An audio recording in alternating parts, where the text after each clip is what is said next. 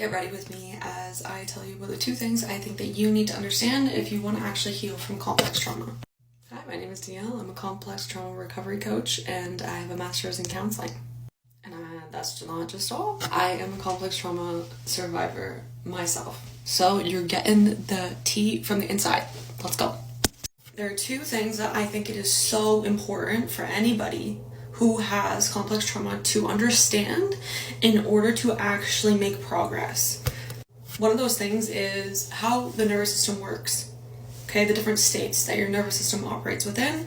The second thing is the attachment style that complex trauma actually births and your relationship to that, because this tells you how you actually respond in states of triggers. And complex trauma, the cornerstone of that is that you experience flashbacks. Normally these actually come about as emotional flashbacks. So you will experience a trigger that can be anything in any of the sensations or the tone of voice that somebody used, a person who looks like an old person that is related to trauma that you've experienced, anything. And so what happens in those spaces is that you, one, will go back to an emotional state that you had, capacity and intelligence that you had, whatever age that trauma occurred. 2, you'll go back to the attachment style that you had at that time as well. And the attachment style that complex trauma actually births is... Wow, I said I was going to get ready while I was talking about this, but my ADHD ass is literally not even getting ready. She's just speaking. The attachment style is attached. The attachment style that complex trauma is... in English, okay. The attachment style that complex trauma results in is what is called disorganized attachment. So I'm sure you've heard of... there's secure attachment, avoidant attachment, and anxious attachment. There's also fearful avoidant, which disorganized. So this is characterized by I want to be really close to somebody, I want to seek connection and safety with somebody, but I'm also terrified of them. And there's an unpredictable nature to whether I oscillate between the choices that I make of moving towards or going against, but it's the polarization of both. And this is super easy to understand why this would manifest in your body when you've experienced complex trauma, because what complex trauma is actually relational trauma. It's ongoing relational trauma that was chronic, and so repeated different offenses. That's why it's called complex versus the basic, more linear form of post-traumatic stress disorder, which is usually characterized by a pretty contained event. And so what happens when we have complex trauma is that in order to evolve, we learn that it's not actually always safe to move towards those people that represented safety for us, because it was oftentimes those same people that actually created the harm. And so internally in the nervous system, in our attachment style, when that gets activated, it creates such a feeling of, honestly, feeling insane.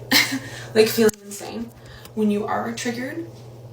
And so the reason why it's so important to understand, one, your nervous system relationship and your activation of attachment styles, not to like label yourself and then place yourself under the weight of that, but to understand in moment by moment in these triggered states, as you're evolving and you're growing and you're healing, how it shows up for you.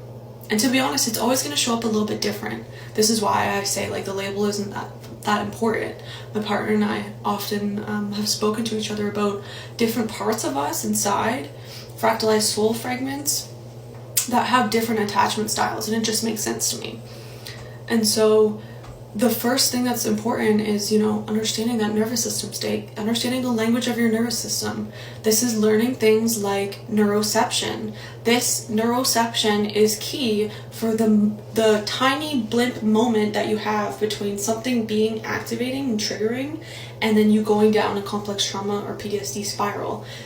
Neuroception is your ability to actually go, I don't think that's actually that dangerous. I don't think this is actually that threatening. It's your ability to interpret in that quick moment in your brain, in connection with your nervous system brainstem, right?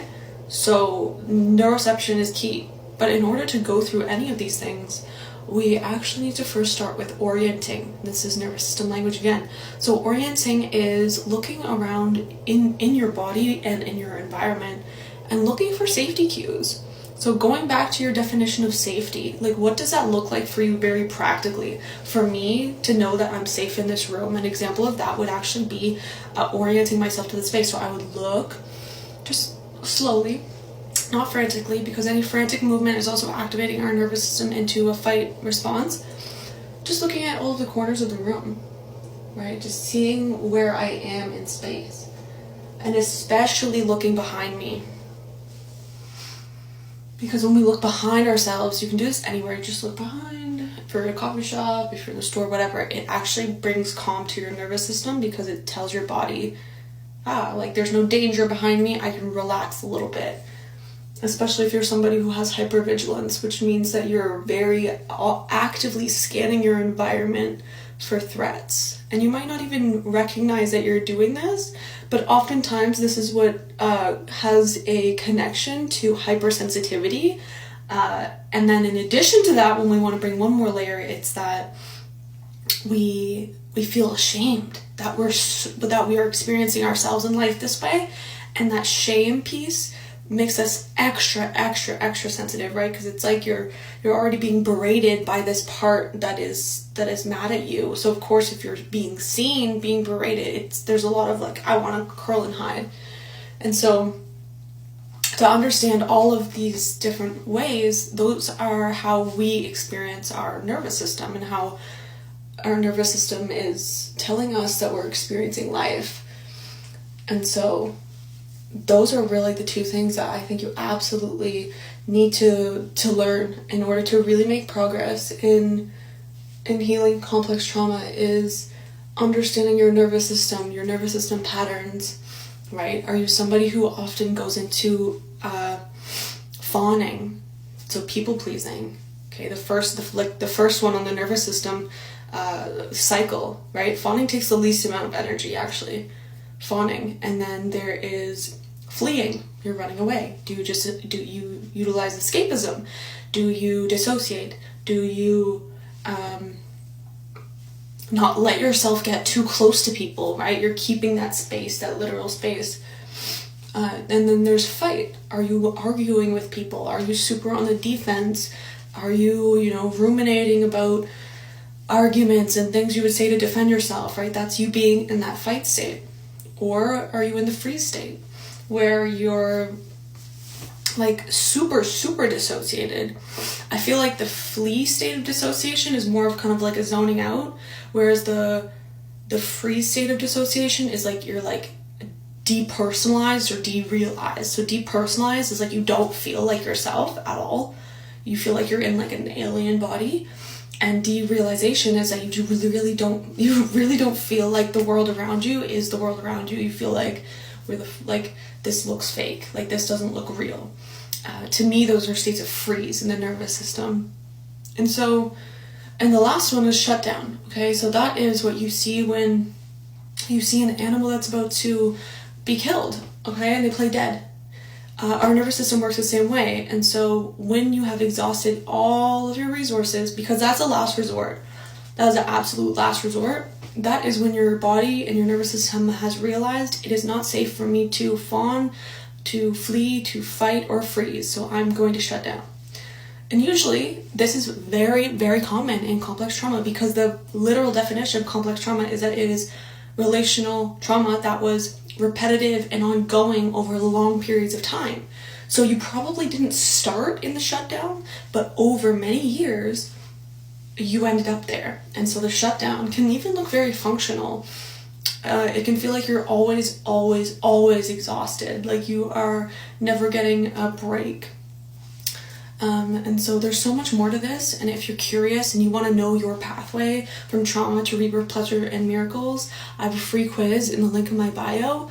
I recommend that you go try that out. It's a great segue to kind of understanding a little bit of which of this knowledge is digestible for your unique pathway.